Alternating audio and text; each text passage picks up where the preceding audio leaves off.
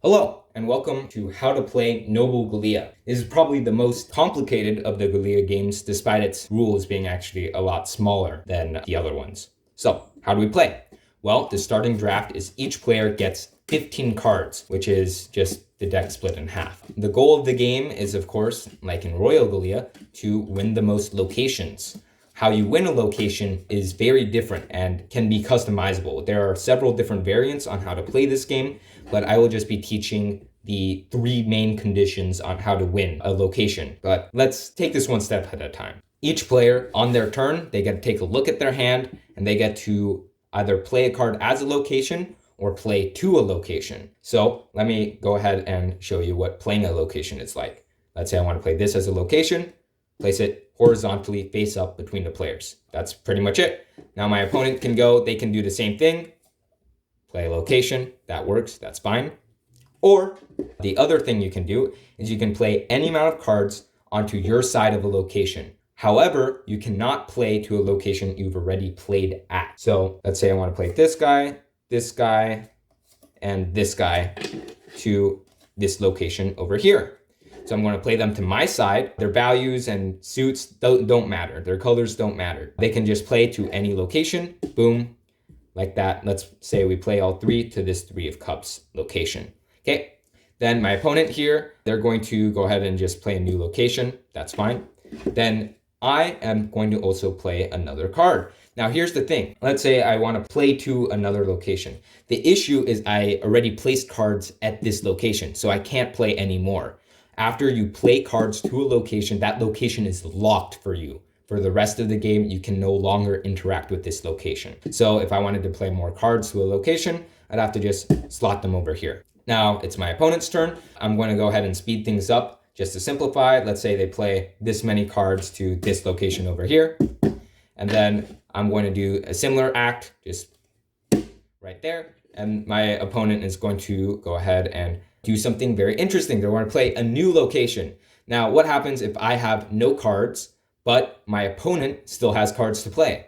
Unlike Royal Galea, your opponent just keep going until they have no cards in their hand. So a part of this game is trying not to run out of cards, because when you run out of cards, your opponent can just keep playing, bouncing off of themselves, winning several locations just by being the last one standing. So you want to be very frugal with your cards, because once you play them all, you're out and your opponent has free reign over the remaining rest of the rounds. So how do you win these locations? Well, you have to meet more conditions than your opponent. You don't have to meet all of them, you just have to meet more conditions. So for example, one of the conditions is the people's favor. That means you have more cards on your side than the other player's side. So for example, I would meet the people's favor condition for this guy down here. I have what, 1, 2, 3, 4, 5, 6, 7, 8.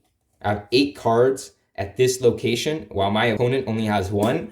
Well, guess what? I have 1 condition under my belt. The second condition that I can win is sustainable. I must have a value less than or equal to the location's value. Now here's the thing. I have so many cards here. The value is huge. It's probably somewhere in the 20s or 30s. And I had to be less than or equal to 1. There's no way I'm getting that condition. In fact, neither did my opponent. They only got a 3. So that means neither of us win that condition. So currently I am winning this because I have 1 condition and they have 0 conditions. But let's go ahead and take a look at overpower. Overpower is having a total value greater than or equal to the other player's total. Again, I have like 20 or 30. My opponent has 3. I overwhelm them completely. So that means I have 1, 2 conditions, and my opponent has 1, 0 conditions at this location. Since 2 is greater than 0, I win this location. And by winning this location, that's 1 step closer to victory. Again, in order to win this, you just need to control more locations than your opponent. So let's go ahead and continue this. So let's take a look. So my opponent has more cards than me at this location. That's 1 condition for them. I'm going to assume that they have a higher value than I do in total. That's another condition. But we both failed to have less than or equal to the location's value. So no condition awarded there. So my opponent has one location, and I have one location. Okay, I know there's sort of a lot to take in, but let's go. Let's continue forward.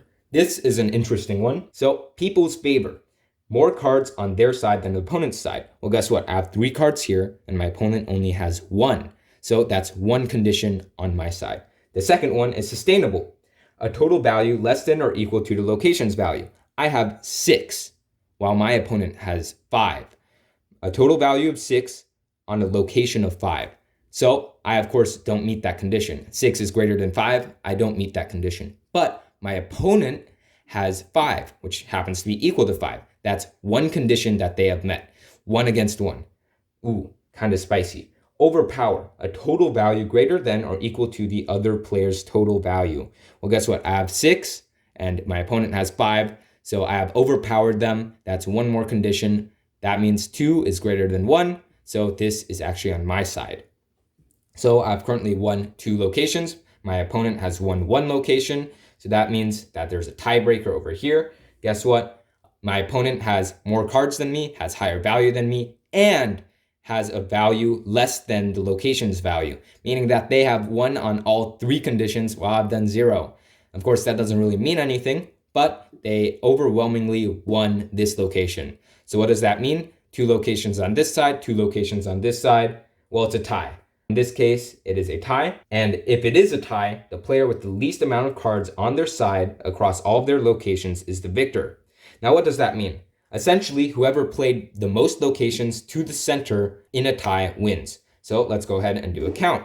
3, 6, 9, 12, 14. I had 14 cards on my side, while my opponent here had 1, 2, 3, 4, 5, 6, 7, 8, 9, 10, 11, 12. They only had 12 cards on their side, but we managed to tie in terms of locations. That means they win. They had less cards on their side of the board, yet they still won the same amount of locations. So in that case, they would win. Of course, if I had won 1 more location, or they had done that, then there would be a more decisive victor. So, quick overview. Each player will have 15 cards in their hand.